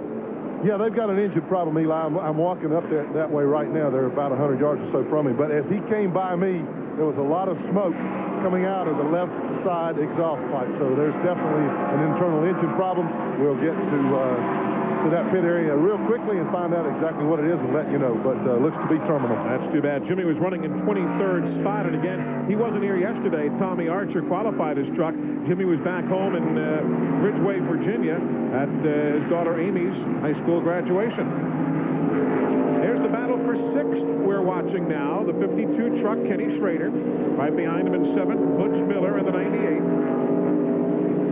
You know, we hadn't talked much about Ken Schrader here today, Eli, but Schrader's kind of had an up and down week. You know, he really had a dominant car yesterday and got into some trouble there near the end. And on Friday, he really didn't get involved in an accident with his truck, but I guess he got slowed down behind a truck that did have problems, and he jumped on the brakes so hard it actually snapped the yoke on the rear end in 2. The wrecker tows it to the garage area. They put it on 4 stands, start to go to work with it. One problem. When the wrecker drove away, he forgot to unhook it. So that's when the problems really developed. It's one of those weekends. But Kenny Schrader there in the 52 truck, he loves coming to this racetrack. You know, we were talking yesterday on the telecast of the Coca-Cola Challenge. Kenny Schrader has won in NASCAR Winston Cup, NASCAR Busch Series Racing, the Busch North Series, Winston West, the Featherlight Southwest Tour, the Revco Northwest Tour, the Craftsman Truck Series. He's not won in the Goodies Dash, the Featherlight Modified Tour. He's not won in the All-Pro Series nor the All-Star Tour, the Busch All-Star Tour, but otherwise he's won in everything NASCAR has to throw at you. Glenn, what's the story on Jimmy Hensley's truck? Anything new? Well, if you can see this, Eli, it's hot news. He's run the water out of it, the truck. Very, very hot. In fact, Jimmy's still sitting in the truck, just getting ready to come out. The water temperature gauge is pegged. It was over 280. Jimmy, looks like that might be it for the rest of the day. Well, I think it hurt the motor a little bit. You know, it was getting by me pretty bad down that long straightaway, and I think the motor was starting to, tighten up a little bit, so we just thought we'd better pull in. Were you having any, getting any better at this road course racing? Well, we just kind of got mired back in all that mess. We couldn't, it's hard to pass on this track, and, we're just trying to play it cool, not get off a racetrack, not tear up something, but, we was having a hard time getting up through that. All right, better luck to you next week. One of the finest men in this business, Jimmy Hensley of Horse Pasture, Virginia. Back up front, still Mike Skinner showing the way. 49 of 77 laps complete. We are live at Heartland Park, Topeka, Kansas. Ryan Reffner, though, has not had a particularly good lap. Finished fourth here in the ASA race a year ago en route to the series title. But we were riding along with him as he had himself some problems earlier in the lap. And we'll take you back and show you exactly what transpired. Looks like his truck just got loose getting in the corner there and on through the center. Stopped it, though, on the dime there, a 360 spin. Meanwhile, down on the garage area, Rick Corelli's team checking over his Chevy truck, Glenn. Yeah, it was a pretty hot time here for a while, Eli. The right front was on fire when he came in. I think it's a brake problem. They've got some brake clean out there. There's a fireman out there making sure the flames don't start up again. But to compound their problems, when they got it up, got the right front tire off, it fell off the jack. So not a good day for the Total Petroleum team. I think they're going to try to get him back out there, but he's going to be in here for a few laps. Rick Corelli, the High Plains drifter. Just can't seem to get a break this year. Yep. Last lap for Mike Skinner, the race leader, 91.993 miles an hour. So the speed dropping off just a tick. Good scramble for fourth there. Sauter and Sprague. Jay started outside of the front row. Jay Sauter did.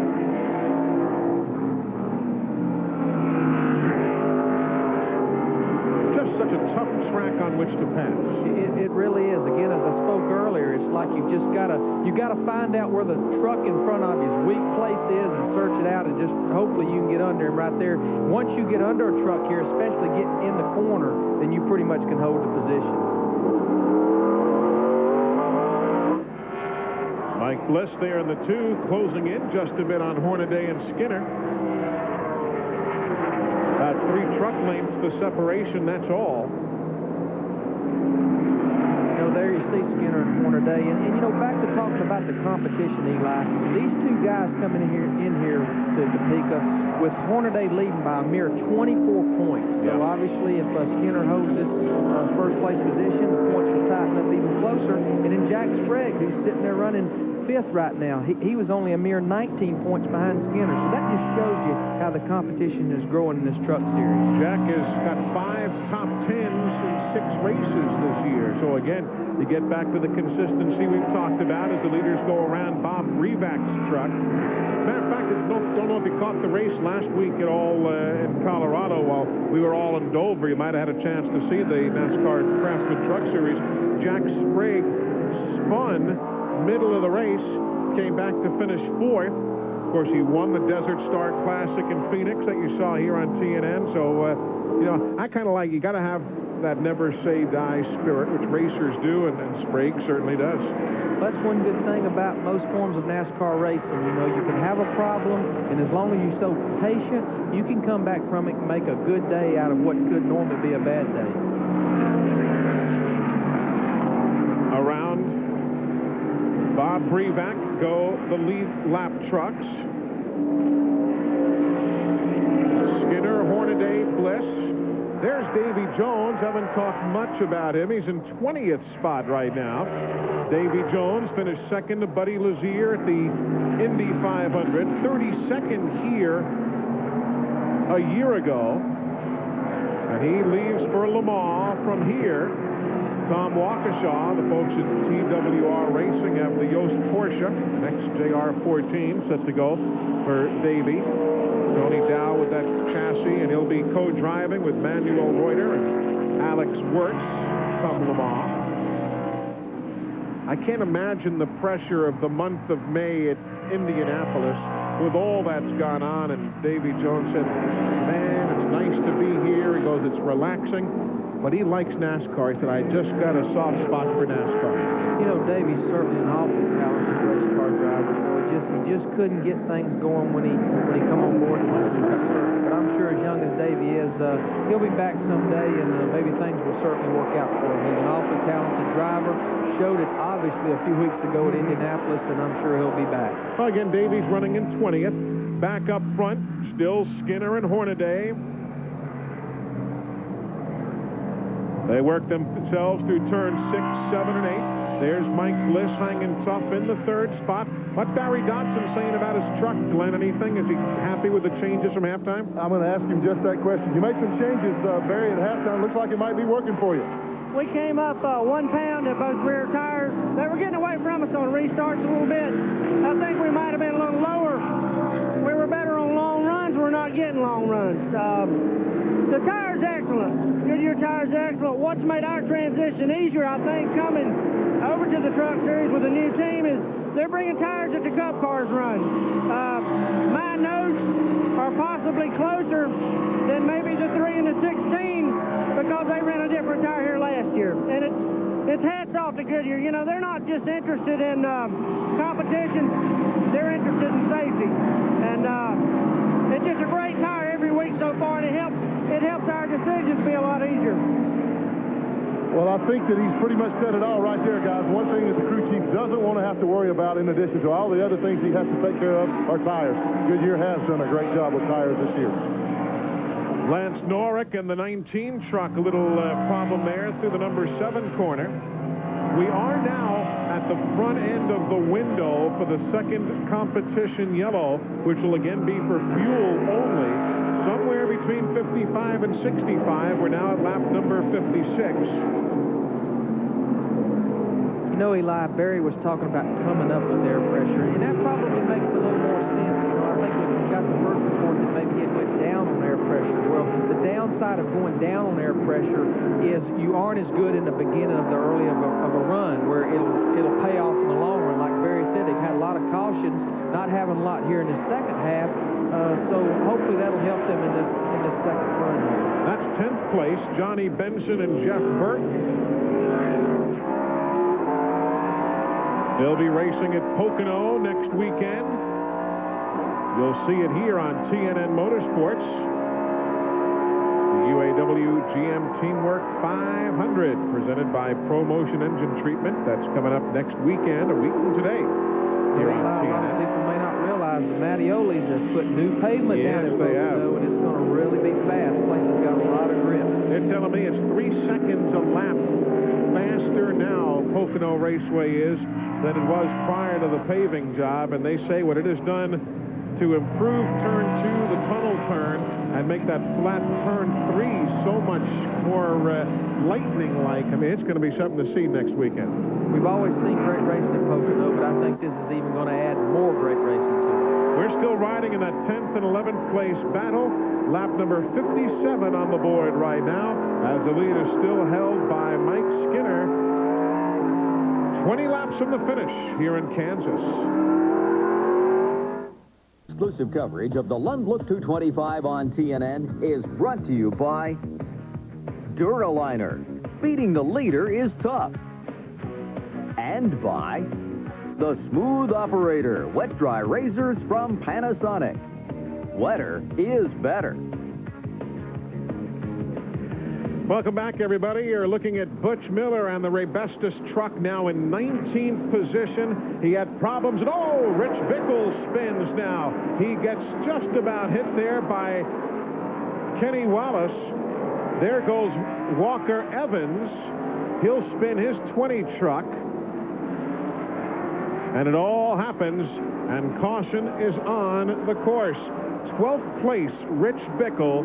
the first truck to spin, lap 60 up on the board. And we were going to show you Butch Miller, who, Glenn, I believe, has a transmission that's gone south on him, and that's when Bickle also had his problems. Is that the final story on Miller? Did the shifter go away? Yeah, I went down to Nascar Carry Showalter when you said you saw the smoke come out of it, and I heard him go up the front straightaway. Still under power, but obviously not up to speed, and he does have a broken transmission. Right now, they're just going to try to keep him out there. I just asked the NASCAR official down at this end if this would be the competition yellow. She thinks so, but she hasn't gotten official word from the tower yet. So if Butch comes in, they can't work on it without penalty. So we just have to wait and see exactly what happens. A tough break for Butch. He had a good truck today. Mike Simons right now in the truck will pick up the field, and this is going to be the competition yellow. That word just coming in from Wayne Auten, the series director for the NASCAR Craftsman Truck Series. Let's go back moments ago. Here's what happened from our speed shot look of that spin involving the 12th place truck of Rich Bickle, the Cummins Dodge. Round he goes. Darrell Waltrip goes one way to avoid. Good thing Kenny Wallace had good brakes. Almost looked like he might have got a little bit of help from Bill Sedgwick there, and the other trucks just had to take evasive action, and Kenny Wallace actually went up there and just stopped, just barely touched him. Walker Evans also did a good job to spin and avoid all of those other trucks that were on hand. Getting set for the competition yellow stop. This will be at lap 61. You know, you might be wondering, the fans might say, well, if Butch Miller tore a transmission up, why and how is he still out there running? Well, the thing about a road course is if he's still got one gear, other than first gear, if he's got third in particular or fourth gear, he can still run around. He just won't be able to take it out of that gear. And what that will do, that will make him very slow in some places of the racetrack where he needs to be in another gear. And especially if he's got a low gear, he's going to have to be very careful, like on the long straightaway. And that's where we seem like we saw him running the slowest, not to turn it too many RPMs.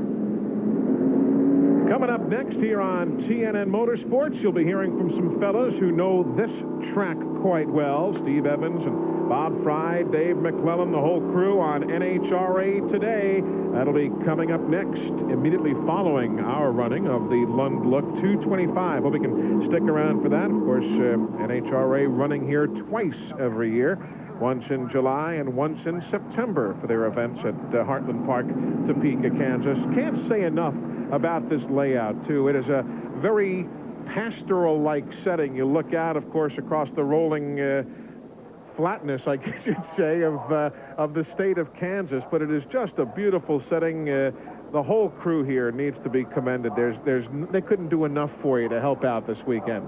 It's just beautiful, and you know, they've got several courses here, Eli, and I think they had talked to you earlier this week maybe about extending the length of the track for this race next year. There are really 3 road course configurations. The one we're using today is 1.8. What you're looking at now is the addition to the middle version of the road course that would extend it to 2.1 miles, and there is talk underway now between NASCAR and the folks here at Heartland Park about using that, and what that would do would really make this a true bona fide road circuit. You can see a number of right-hand turns in there that just really don't exist on this current version. As Larry's told you, the rights now are really fairly slow. So they're talking about that for next year.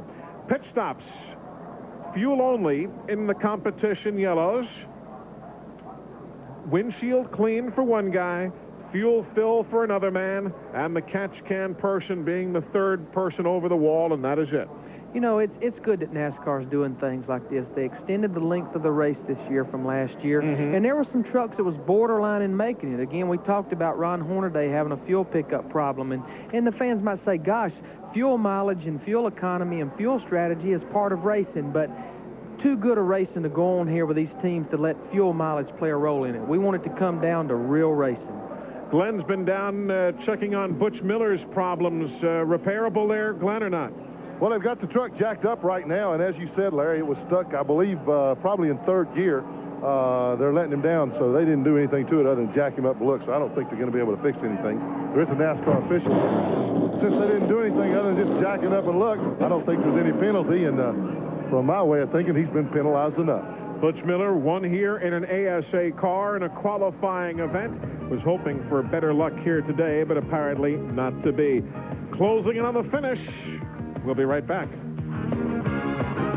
And USA, the official destination of NASCAR. If you'd like more information on Opryland, call 615-889-6611. That phone number open to you Monday through Friday. Take the family to Opryland. It is a great time in Music City, USA. Getting set to go back to green.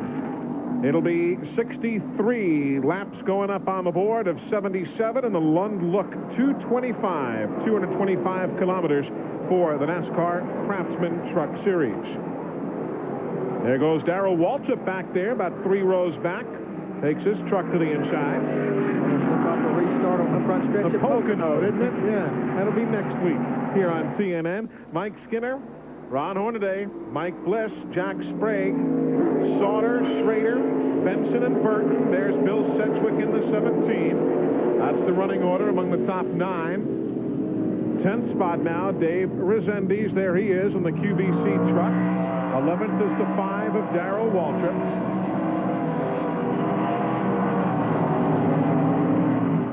The 22, that's Kenny Wallace battling 12th and 13th spot with Doug George there in the Ortho truck, and George can't get to the preferred groove. Kicked him out of line. Yeah. About 3 of them went by. Going by was the 9, Davy Jones, the 43, Rich Bickle. Trying the outside, the 20 machine, Walker Evans.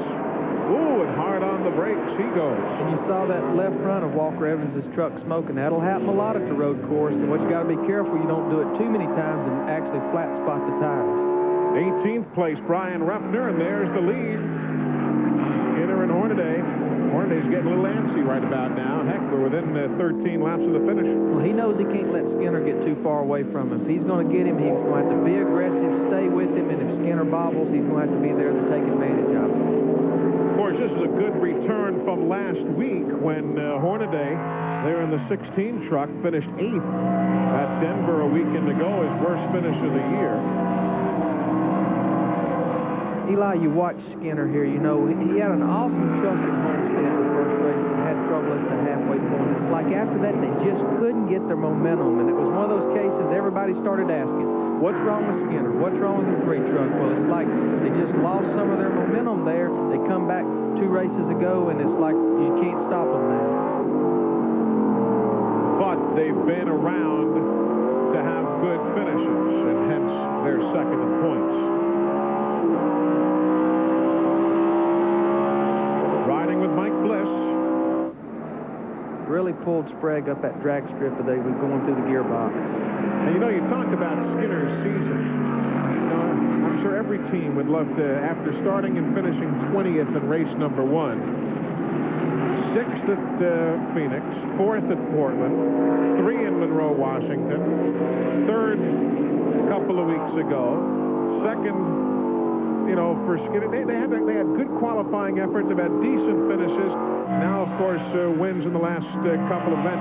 Everybody'd like to have that kind of a run. They went from 20th in points to 6th in points to 4th in points to 3rd, stayed 3rd, now to 2nd after Denver. I mean, yeah, what's wrong? They're 2nd in points. Exactly. With 2 wins now, working for a 3rd one here. Riding with Johnny Benson. He's following Kenny Schrader. That's 6th for Schrader, 7th for Benson. Jeff Burton right behind them in 8th. Good run for the young man out of South Boston, and a good run earlier this year. Good run for him and Johnny Benson both. Not to be driving these trucks very often, to come here to Topeka with not a lot of races here. They're both doing a great job. There goes Sprague underneath Mike Bliss. 3rd place. Sprague in the 24. He's got it. He'll go to 3rd. Bliss back to 4th. Sprague, the winner at Phoenix. You saw it here on TNN earlier this season.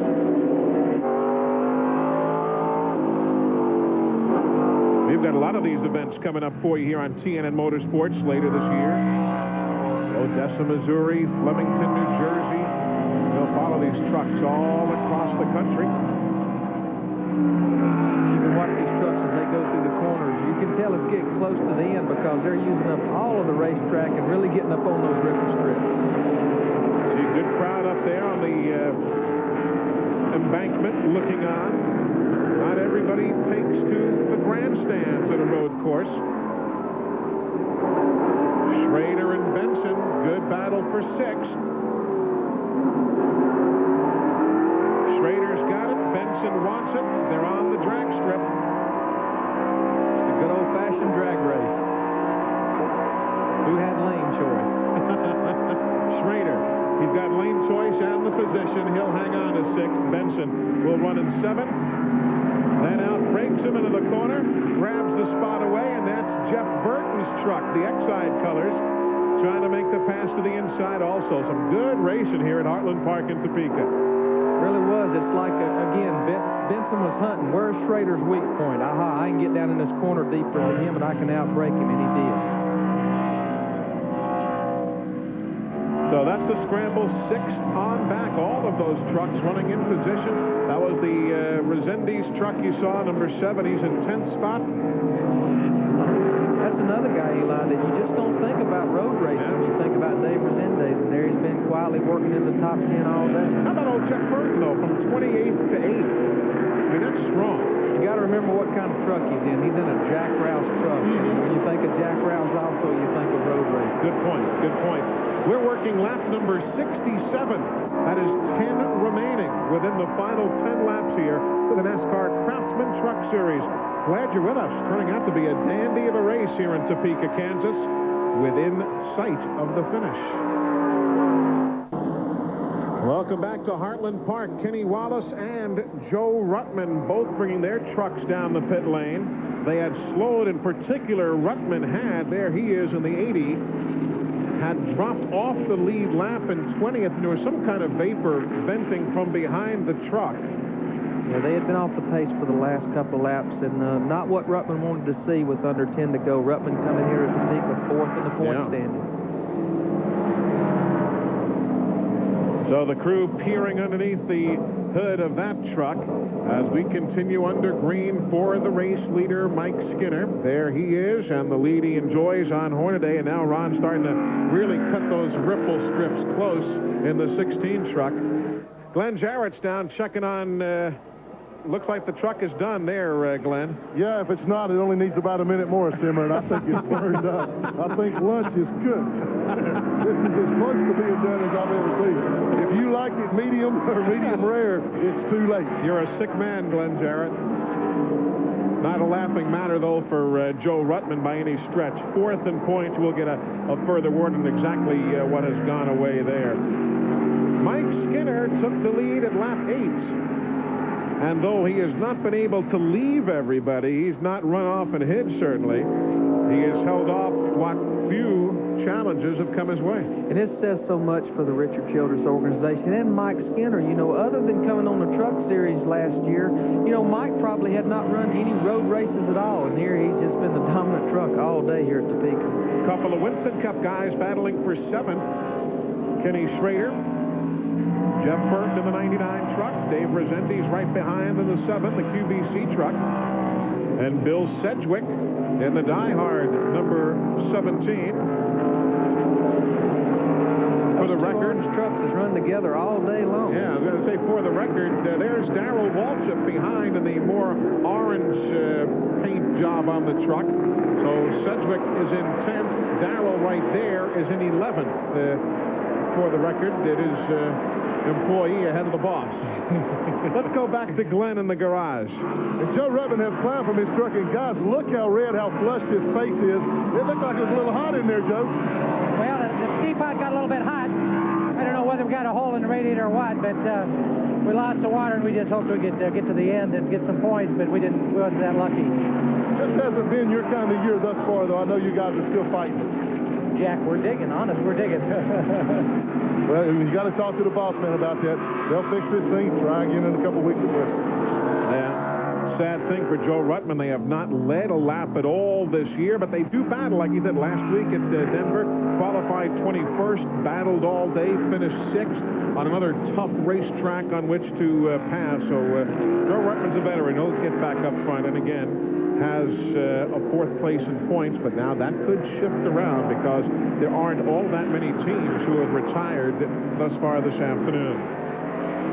Mike Skinner is the race leader. Called it about 7 truck lengths now on 2nd place Hornaday. 6 laps to go.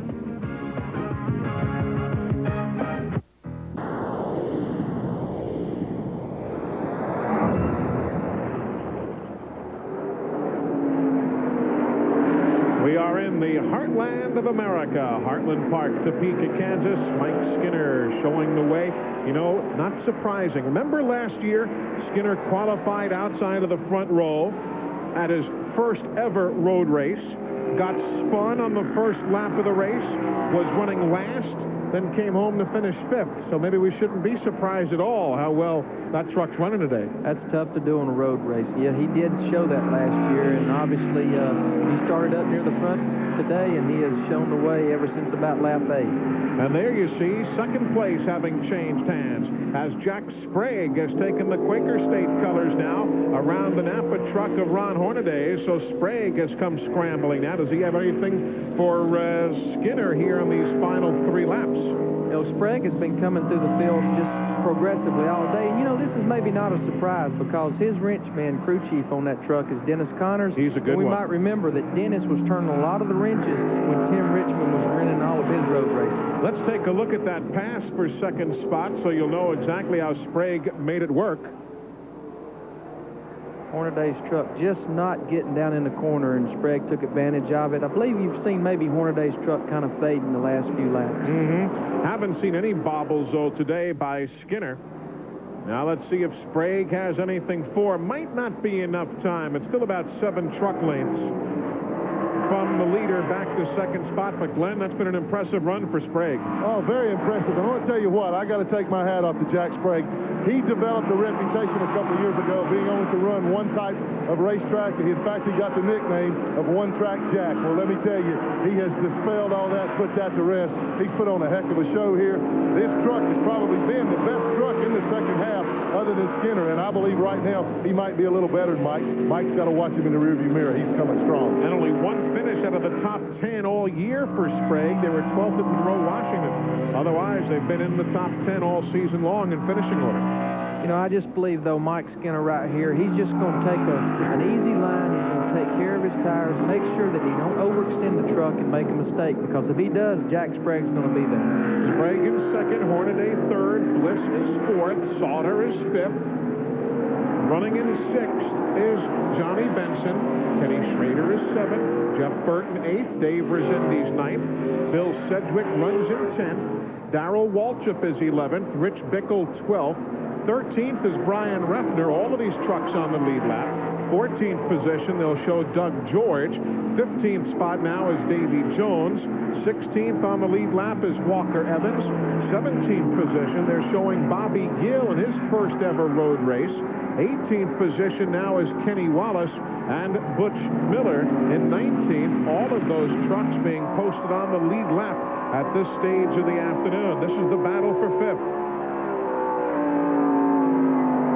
Johnny Benson, they have fought and fought and fought, and now they have worked that truck back up there, and now they're bidding for 5th place. Meanwhile, within shouting distance of the finish here for Mike Skinner. Here he comes. There's one more time around this 1.8-mile course at Heartland Park, Topeka. Man, he's been on a rail. It's scary when you got a vehicle that this good on a road race all day long. It just makes you wonder when something's going to happen. We had a car like this at Sears Point with Ernie a couple of years ago, and you just wonder, when is it going to go away? Well, he won Tucson, Arizona. He won Colorado. He wins in Kansas. 3 in a row for Mike Skinner, and the GM Goodwrench entry. 3rd consecutive win, and their 6th consecutive top 5. That is impressive. You know, Dale Earnhardt, who obviously drives for Richard Childress in NASCAR Winston Cup racing, has now, 7 consecutive top 5 finishes, if memory serves correctly. So that whole organization is on a roll, leading 70 of the 77 laps today.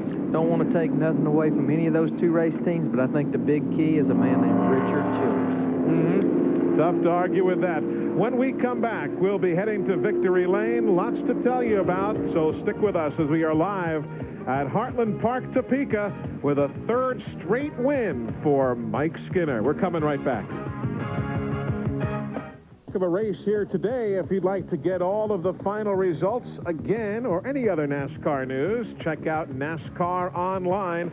www.nascar.com brings you up to speed on your favorite sport. Like I like to call it, a 24-hour NASCAR garage pass. NASCAR Online. Mike Skinner was online today. He definitely was that, Eli. That's about as dominant as you've seen a truck at all in this year's races. So as he took over the lead after the first 7 laps that were led by Ron Hornaday, Skinner took it and now gets the bath down there, Glenn Jarrett. Yeah, well, I got part of a bath, too, and I'm not even dirty. Hey, Mike, I guess you cooled off that. Wow, man, he's smoking. Hey, great run there. The one thing that I've noticed all day, though, when you got a perfect truck like that, which it looked to be, you got to be really careful not to make a mistake, and it looked like you were flawless out there. I'll tell you, when you got Ron Hornaday behind you, you don't want to make no mistakes. You know, Ron got up on the wheel a little bit hard there to begin with, and he slipped one time. If he wouldn't have slipped, I'd probably never got by him. You know, it's track position is everything in this deal, and I'll tell you, Richard and Will and Richie and all the crew, they've done a lot of schooling, and I'll tell you what, Bill Cooper, thank you, man. Bill Cooper's helped me a lot. I can't say enough for GM Goodwrench Service and Snap-on, Resistol, AC, all the guys. I tell you, Eddie Lanier and them guys, Robert does a heck of a job tuning this thing. Richie and Jesse, Todd, you guys are the greatest. I tell you, I got the best crew in the business. Makes my job easy. Well, you certainly made it look easy out there. I know it's not, but man, are you guys hot right now. We talked before the race, 2 in a row. This is 3 now, looking for 4. They're trying to make a road racer out of me. I don't know when that's going to happen, but I'm having a heck of a good time. And you know, this team has been really noted for having first. You know, we won the first race, first championship, first 2 in a row. Now it's the first 3 in a row, I think. It's great. I'll tell you, Glenn, I love it. You got to be thinking about getting back into that championship hunt. You weren't very far out of it to begin with the role you're on right now. You guys are going to be a factor again. Well, you know, I hope we are. You know, that's a long ways off from right now, but as long as these people keep schooling me and keep me calmed down, my wife, Beth, honey, I love you. You guys have done a good job detuning me, and I think you got to have a lot of detuning to win these races. And I can't wait to go to the next one. This is great. I guarantee you he can't chase in that 4th in a row. I want to especially thank him because in the pool today I had Mike Skinner. And there comes Ron Hornaday to join the celebration. The General Motors Victory Lane celebration ongoing here at Heartland Park, Topeka. Glenn, why don't you just grab old Mr. Hornaday as he wanders by? Got him right here, and he's out of drink. He doesn't have much left to pour on me. Don't give him any idea. I knew better than to say that. Ron, you ran it hard, but you just didn't quite have enough today. No, Mike was good, and I just don't know where we could have caught him at. We tried to outbrake him, and that didn't work. And coming down the final laps, I tried to outbrake Mike getting in the corner and, you know, just try to get close to him so I can run down the straightaway with him, and I just wheel hopped it, and that's how Sprague's got by me. But Napper Chevrolet ran good all day, and we'll get him back next week, you know. Well, the next race you got is a short track race, a track like Bristol, Tennessee. We're still getting water down here. Jack Sprague. Jack's walked in here. We'll get with him, too. Jack, let me ask you a question. You guys, both you guys. I can't even believe it. Well, that's good for Chevrolet. 3 Chevrolets in the top 3. Ron's an excellent road racer. You know, these guys just give me a heck of a truck. Dennis and the whole Quaker State team. I had an awesome truck, a lot better than I was probably, but I could see I was catching Ron, and he just got a little loose going in the corner and made it easy for me, but I really wish there was 20 more laps. I got to say, Goodyear had an excellent tire. Chevrolet, B&R Motors, Hendricks, Quaker State. Can't say enough for everybody. Well, Jack, for a guy that's not noted as a road racer, a guy that, in fact, you told me the other day you had a nickname or a reputation as One Track Jack. Man, you put that to rest now. You showed these people you can drive on any kind of racetrack. Well, I hope so, Glenn. You know, we've worked awful hard, and running second on a road course, I am actually more excited than I was winning Phoenix. That's no lie. But I'd like to say hi to my wife, Rhonda. Hi, Mom. Be home tomorrow.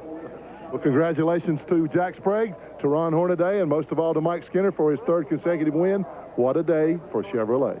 It was that, a fine, fine effort for the Bowtie Brigade as the fans now begin to file out. That is what they call Horsepower Ranch over that area. That is the manufacturer's midway when the drag racing teams are here, but it became one of the more popular spectator spots for the NASCAR Craftsman Truck Series. There is Horsepower Ranch, all part of Heartland Park, Topeka, where we've had a very, very successful weekend.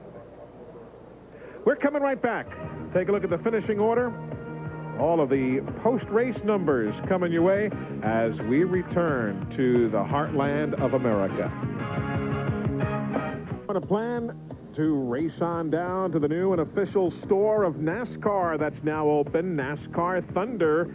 First opening at Gwinnett Place Mall in Atlanta, Georgia. NASCAR Thunder, the official store of NASCAR. I don't know if you've seen any of it on TV. They've had some great reaction from the fans. Anything you want from the world of NASCAR is available at NASCAR Thunder.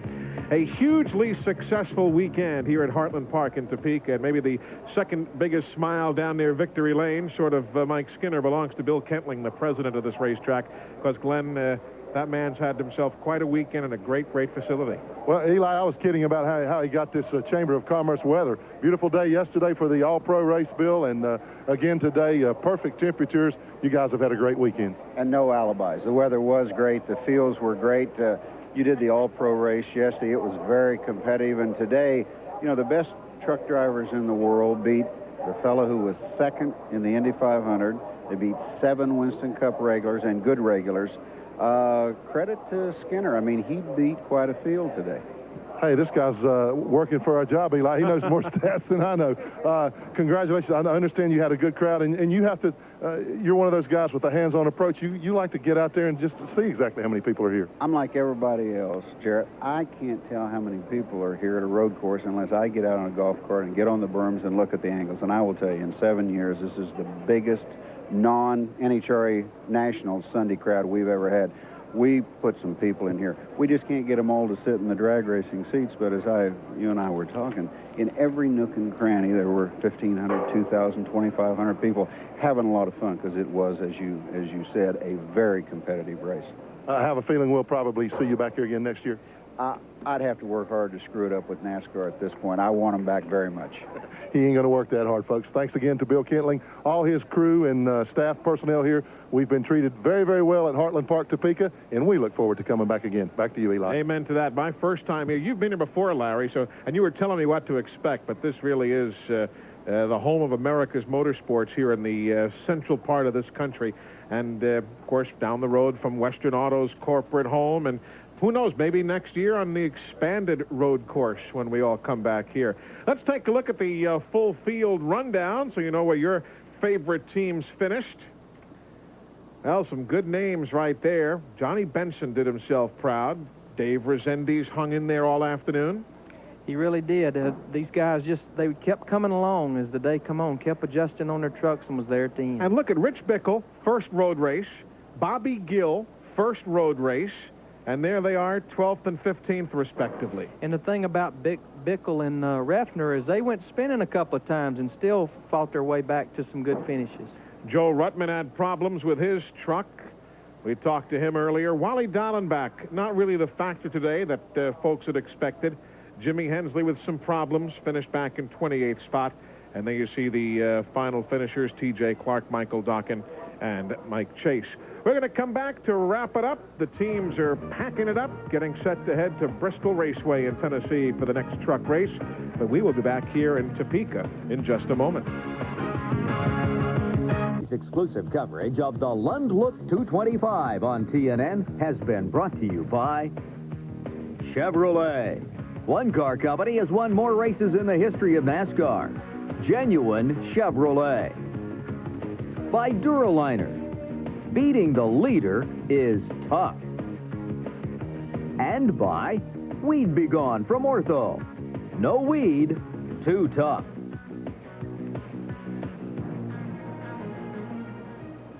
Turned out to be a beautiful afternoon as Victory Lane celebrations continue. Hey, a great idea for you. Why not bring a part of one of your favorite race teams into your own home? You can come to Opryland on June 29th for the TNN Salute to Motorsports Memorabilia Auction. You can bid on everything from autograph racing tires to actual crew uniforms, and importantly, the proceeds go to the National Arthritis Foundation. For more information on the big auction, call 615-889-6611. That phone number available to you Monday through Friday. You know, a big time was had here by a lot of folks at Heartland Park this weekend, but in particular, one gentleman from Overland Park, Kansas, Kirk Reed, won the Craftsman Pit Crew Sweepstakes for this evening's or this afternoon's event. Let's meet him. Today's winner of the Craftsman Pit Crew Sweepstake Award is Kirk Reed of Overland Park, Kansas. Now, as you said, he'll be a part of the pit crew today. Also, one of the primary things he gets to do today is to meet the king, Richard Petty. First of all, Kirk, congratulations. I know you're looking forward to an exciting day. Oh, it's been exciting. It's been really great. This is stuff that most race fans just dream of, and it's incredible. I'll take this opportunity. It pleases me as well as you to introduce you to the king, Richard Petty. Richard, Kirk Reed. We got a new pit crewman? Yeah. All right. That's what we need. If you hang around, we might let you drive here on this road course. Well, Richard's driver, Rich Bickle, is standing beside us. Also, Rich, Kirk Reed, the winner of the Pit Crew Sweepstakes Award winner. And how about that? Richard says he might give you a ride away. Well, if I don't pick the pace up here a little bit, he might have to do it. I was going to see if he had a little bit of road course experience, because we'd split suits real quick and stick the helmet on. Well, I'm a little bit taller, but I don't think anybody would know. Well, we're all in good fun. Everybody looking forward to a good day. Kirk, have fun out there. Richard, Rich, best of luck to you today in today's race. Well, Kirk had a good time. Rich Bickle coming home in 12th spot. There's the top 5 in points, and the biggest gainer, Dave Resendiz, now 5th after 9th. That's where he started the afternoon. Coming up next, NHRA Today. Hope you enjoyed our coverage from Heartland Park. For Larry McReynolds, Glenn Jarrett, I'm Eli Gold. Congratulations. The TNN Music City